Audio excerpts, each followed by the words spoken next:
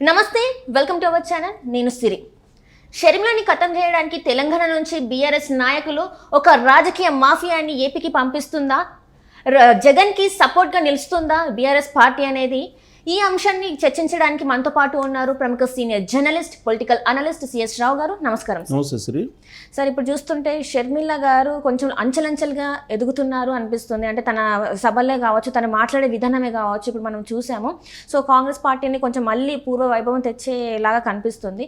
అయితే ఇప్పుడు ఏంటంటే బీఆర్ఎస్ ఏదైతే తెలంగాణ నుంచి వెళ్ళి ఆమెని ఖతం చేయడానికి, ఆమెని తొక్కడానికి ఇక్కడ నుంచి ఒక మాఫియాని పంపిస్తున్నట్టు, జగన్కి సపోర్ట్గా నిలుస్తున్నట్టు కొన్ని అయితే వార్తలు వస్తున్నాయి. ఇందులో ఎంతవరకు వాస్తవం ఉందో, ఇది నిజంగా జరుగుతుందా అసలు? అంటే వాస్తవం అయితే ఉంది.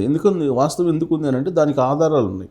దానికి ఏం ఆధారాలు ఉన్నాయంటే ఇటీవల కాలంలో 2-3 రోజుల క్రితం ఆ రోజున వైఎస్ఆర్ తెలంగాణ పార్టీకి ఎవరైతే పనిచేశారో, షర్మిలతో ఎవరైతే నడిచారో వాళ్ళందరూ కూడా ఒక చోట సమావేశం అయ్యారు.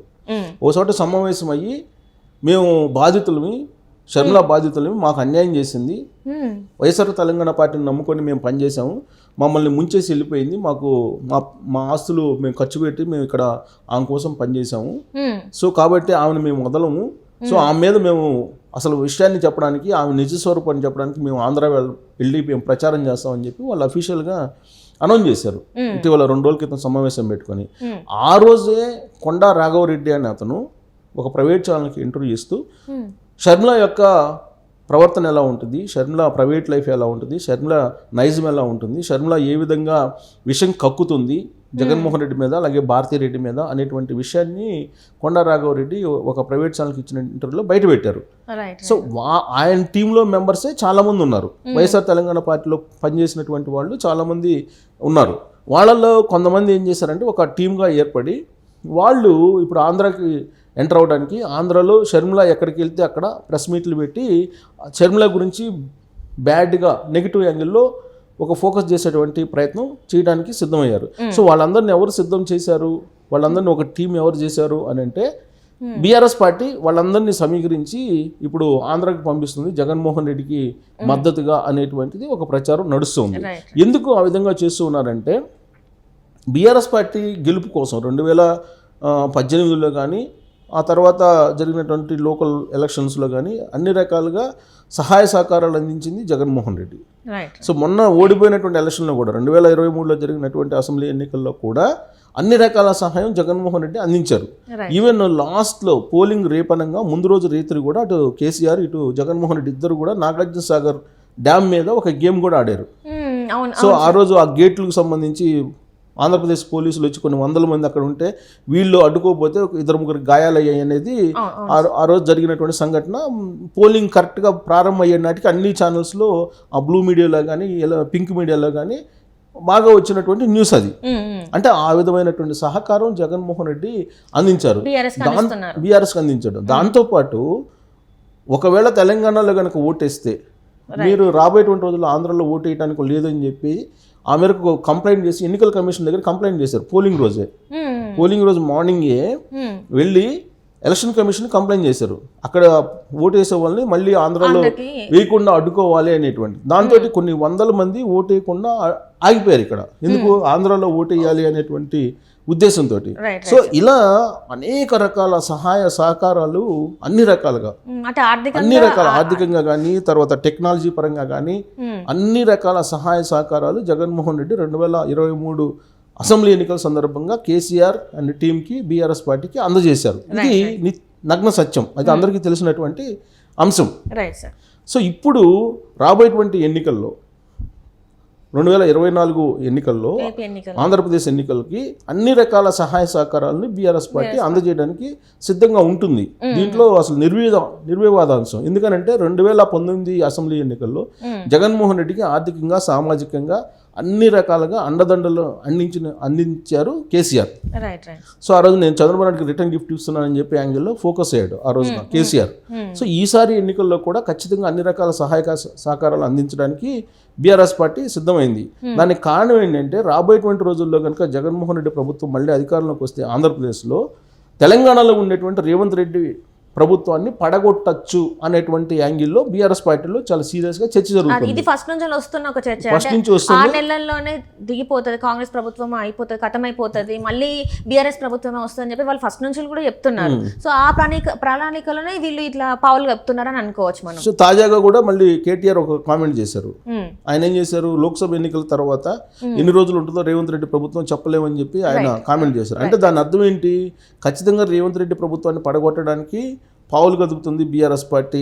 ఎలా కదుపుతుంది అని అంటే, మళ్ళీ ఇంకోసారి జగన్మోహన్ రెడ్డి కనుక ఆంధ్రప్రదేశ్లో అధికారంలోకి వస్తే జగన్మోహన్ రెడ్డి ద్వారా తెలంగాణ ప్రభుత్వాన్ని పడగొట్టడానికి బీఆర్ఎస్ పార్టీ పావులు కదుపుతుంది అనేది చాలా క్లియర్గా అర్థమవుతుంది వాళ్ళు చెప్పేటువంటి మాటలను బట్టి, వాళ్ళు చేసేటువంటి వ్యాఖ్యలను బట్టి. సరే, ఇదంతా ఒక ఎత్తు అయితే, ఇప్పుడు షర్మిల ఆంధ్రప్రదేశ్లో పిసిసి అధ్యక్షురాలుగా బాధ్యతలు స్వీకరించారు. ఆమె చాలా స్పీడ్గా దూకుడుగా వెళ్తూ ఉన్నటువంటి క్రమంలో జగన్మోహన్ రెడ్డి వ్యవహారం, జగన్మోహన్ రెడ్డికి సంబంధించినటువంటి ఫ్యామిలీ వ్యవహారాలు కానీ, లేదా వాళ్ళిద్దరి మధ్య ఉన్నటువంటి సంబంధాలు కానీ, వీటన్నిటిని కూడా ఆమె ఎలివేట్ చేస్తున్నారు. దాంతోపాటు రాజశేఖర రెడ్డి చరిష్మా ఎవరికి, అటు జగన్మోహన్ రెడ్డికి రావాలా తనకు రావాలనే దాని మీద కూడా ఫైట్ చేస్తూ ఉన్నారు.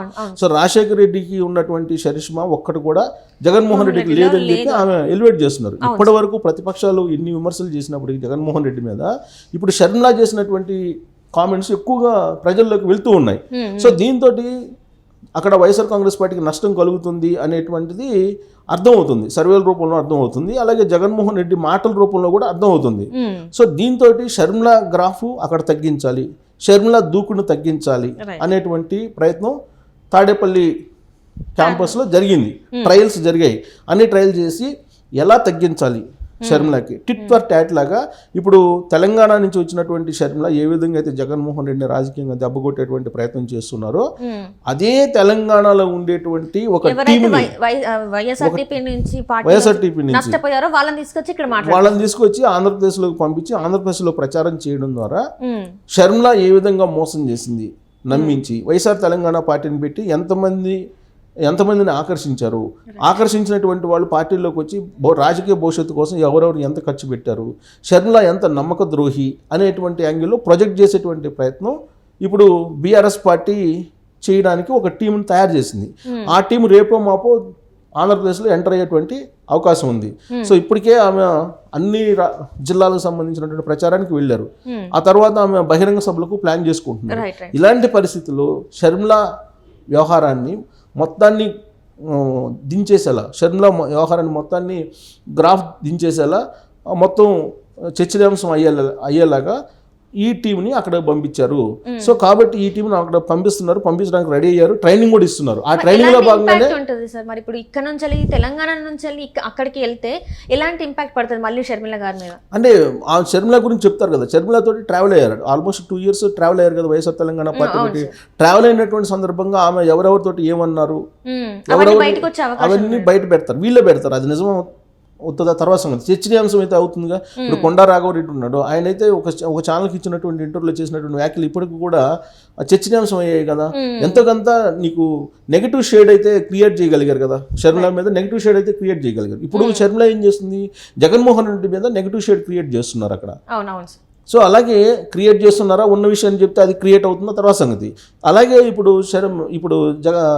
షర్మిల మీద కూడా ఇప్పుడు ఒక నెగిటివ్ పిక్చర్ని తీసుకురావడానికి ఇక్కడ నుంచి బీఆర్ఎస్ పార్టీ ఒక టీంను రెడీ చేసి గత వైఎస్ఆర్ తెలంగాణ పార్టీకి సంబంధించిన టీంని రెడీ చేసి ఆడ పంపిస్తీ ఆమెను ఖతం చేయడానికి, రాజకీయంగా ఖతం చేయడానికి ఒక పెద్ద మాస్టర్ స్కెచ్ అటు బీఆర్ఎస్ పార్టీ ఇటు వైఎస్ఆర్ కాంగ్రెస్ పార్టీ రెండు వేసాయి. తాడేపల్లి కేంద్రంగా జరిగినటువంటి ట్రయల్స్లో ఇది ఒక భాగంగా మనం విశ్లేషణ చేసుకోవాలి.